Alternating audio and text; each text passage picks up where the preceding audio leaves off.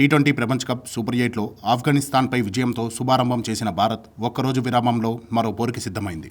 శనివారం రోహిత్ సేన బంగ్లాదేశ్ను ఢీకొనబోతోంది. బలబలాలు చూసిన టోర్నీలో ప్రదర్శన చూసిన ఈ మ్యాచ్లో భారతే ఫేవరెట్ అనడంలో సందేహం లేదు. బంగ్లాదేశ్ తన తొలి సూపర్ 8 మ్యాచ్లో ఆస్ట్రేలియా చేతిలో మట్టి కరిచింది. కానీ ప్రపంచ క్రికెట్లో పెద్ద జట్లను బంగ్లా ఓడించిన సందర్భాలెన్నో. భారత్ పైన చెప్పుకోదగ్గ స్థాయిలోనే విజయాలు సాధించింది. ఈ జట్టుకిది చావో రేవో మ్యాచ్ కాబట్టి గట్టిగానే పోరాడుతుందనడంలో సందేహం లేదు. కాబట్టి రోహిత్ సేన జాగ్రత్తగా ఉండాల్సిందే. టీ20 ప్రపంచ కప్లో భారత్కి ఇప్పటిదాకా ఓటమే లేదు. కానీ జట్టు ప్రదర్శన మాత్రం సంతృప్తికరంగా లేదు. ఎక్కువ బౌలర్లు ప్రతిభతోనే గెలుస్తున్న భారత్కు బ్యాటింగ్ ఆందోళనగా మారింది. ముఖ్యంగా ఓపెనర్ల ఫామ్ కలవర పెడుతోంది. ఐపీఎల్లో అదరగొట్టి టీ20 ప్రపంచ కప్ లో ఓపెనర్ గా ఆడుతున్న కోహ్లీ ఒక్కసారి బ్యాట్ గెలిపించలేదు. గ్రూప్ దశలో 3 మ్యాచ్ల్లో కలిపి 5 పరుగులే చేసిన అతను ఆఫ్ఘన్ తో సూపర్ 8 మ్యాచ్లో ఎక్కువసేపు క్రీజులో ఉన్నా సౌకర్యంగా లేడు. 24 పరుగులే చేశాడు. గ్రూప్ దశ వైఫల్యం తర్వాత సూపర్ 8లో ఆయన స్థాయికి తగ్గ ప్రదర్శన చేస్తున్నాడనుకుంటే నిరాశపరిచాడు. బంగ్లాపై ఆయన తన ఫామ్ అందుకుంటాడేమో చూడాలి. మరో ఓపెనర్ కెప్టెన్ రోహిత్ ఫామ్ కూడా అంతంత మాత్రమే. ఐర్లాండ్ పై సాధించిన అర్ధశతకం మినహా అన్ని మ్యాచ్ల్లో వైఫల్యమే. తర్వాతి మ్యాచ్లో ఆస్ట్రేలియాతో ఆడాల్సి ఉన్న నేపథ్యంలో ఓపెనర్లు జోరందుకోవడం చాలా అవసరం. మిడిల్ ఆర్డర్ లో